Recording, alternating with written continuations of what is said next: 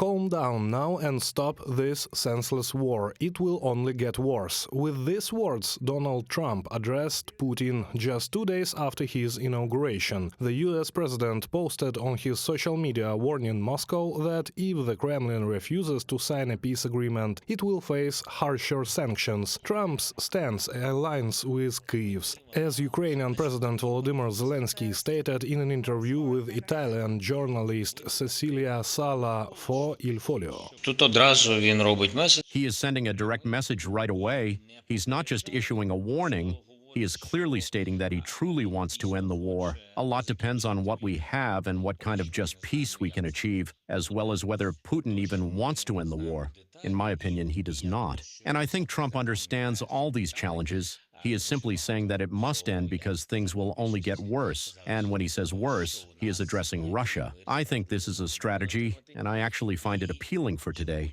A few days after Donald Trump's call for peace talks, the Russian dictator responded through one of his loyal propagandists. Commenting on the possible end of Russia's full-scale war against Ukraine, Putin claimed he was allegedly willing to negotiate. However, at the same time, he provided yet another justification for why Moscow refuses to engage in dialogue. Putin's statements rejecting the legitimacy of the Ukrainian government and of a possible future peace agreement set conditions for Russia to justify violating any future agreement with Ukraine. Even if Zelenskyy or other parts of the Ukrainian government agreed to lift the decree banning negotiations with Putin, Putin would likely violate any peace or other agreement that he reaches with Ukraine under the false justification that such agreements are invalid as long as he believes that he can achieve his maximalist war aims through military operations, from a report by the Institute for the Study of War.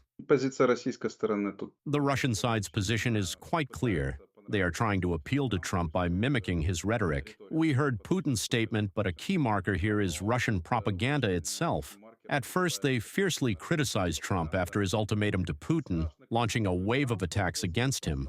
But then suddenly the order came from above: switch tactics and start praising Trump instead. It's quite comical, and it shows that Moscow still has no clear strategy on how to deal with Trump directly. Volodymyr Zelenskyy reacted to the dictator's statement. The Ukrainian president is confident that, once again, Putin has proven that he, quote, fears negotiations, fears strong leaders, and does everything he can to make the war endless. Every step he takes, every one of his cynical tricks, is aimed at making the war endless. In 2014, Russia launched a hybrid war against Ukraine, which had escalated into a full-scale invasion in 2022. World leaders must learn from past mistakes and from those who have already left the stage, which is, Putin has immense potential to destroy peace, but he has too small and cowardly a heart to withstand real pressure from strong leaders. Volodymyr Zelenskyy, President of Ukraine, on Telegram.